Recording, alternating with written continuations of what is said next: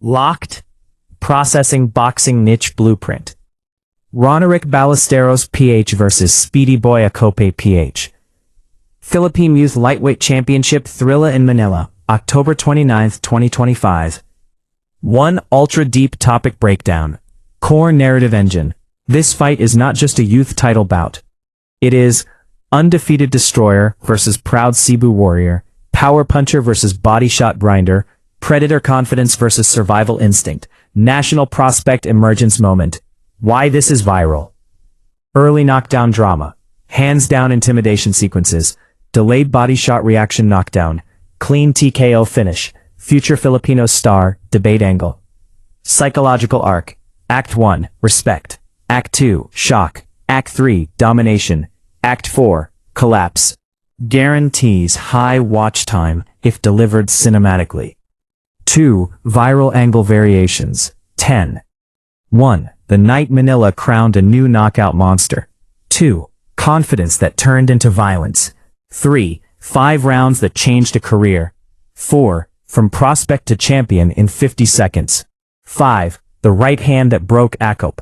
6. A Filipino star is rising. 7. Too much power to survive. 8. Body shot that shut him down. 9. When the undefeated levels up. 10. Is Ballesteros ready for bigger names? 3. High CTR titles. 15. 1. Ballesteros demolishes Acope in Manila War. 2. New Filipino youth champion crowned. 3. That right hand ended everything. 4. Thrilla in Manila delivers brutal TKO. 5. Acope fought hard, but power won. 6. 5-round destruction in Araneta. 7. The moment the fight changed, Manila witnessed a knockout star. Body shot that folded him, undefeated and dangerous. Future champion alert, the walk down was scary. Ballesteros sends a message.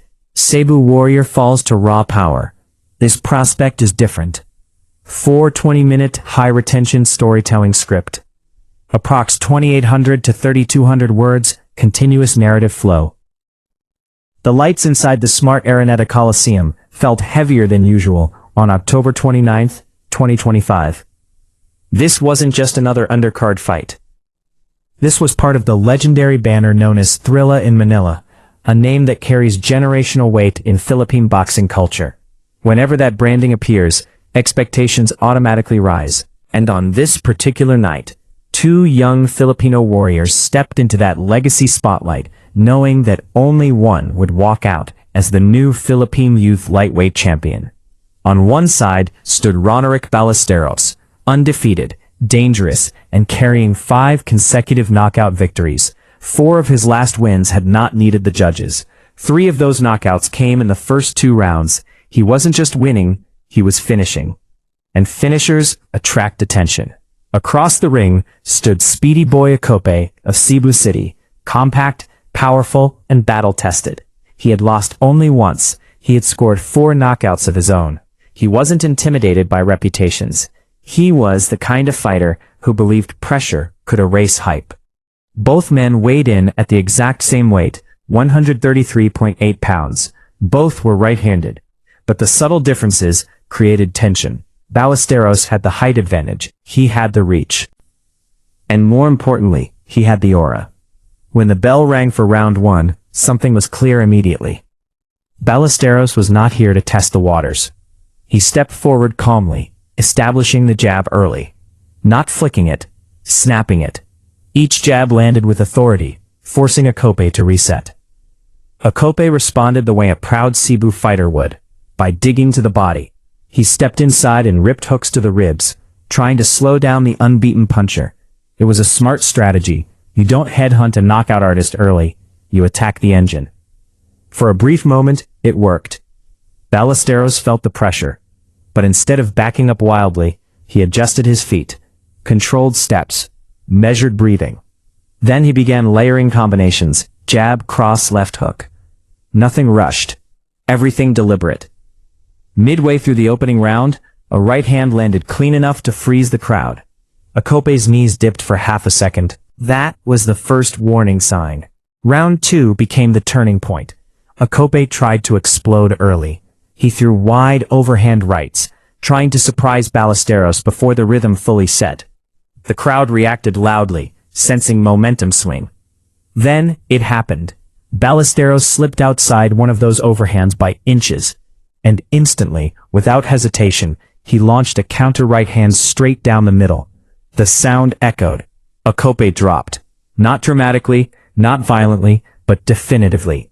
The crowd roared. He stood up at the count, but something had changed. His posture wasn't as stable. His eyes weren't as sharp. That knockdown didn't just hurt physically, it shifted authority. From that moment onward, Ballesteros walked forward with visible confidence. At times, his hands dropped, not recklessly, intentionally. It was dominance signaling. Round 3 turned into pressure. Ballesteros cut off the ring beautifully. Instead of chasing, he angled. He trapped Acope near the ropes and mixed body shots with headshots. Every combination carried weight. The swelling under Acope's eye began forming. Acope never quit. He kept firing back. He continued digging to the body, but the tempo no longer belonged to him. Round 4 became systematic dismantling. Ballesteros alternated between explosive flurries and stalking pauses. That rhythm is dangerous. It forces the opponent to constantly anticipate impact. It breaks timing. It builds mental fatigue. Acope's punches began losing sting. His counters became survival swings rather than scoring shots. The body attack from Ballesteros intensified. He wasn't just loading up upstairs anymore. He began digging hooks into the ribs, the kind that don't drop you instantly, but slowly drain your resistance. Then came round 5.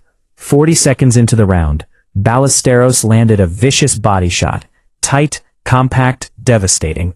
At first it looked normal. Acope stepped back once, then twice. Then gravity pulled him down.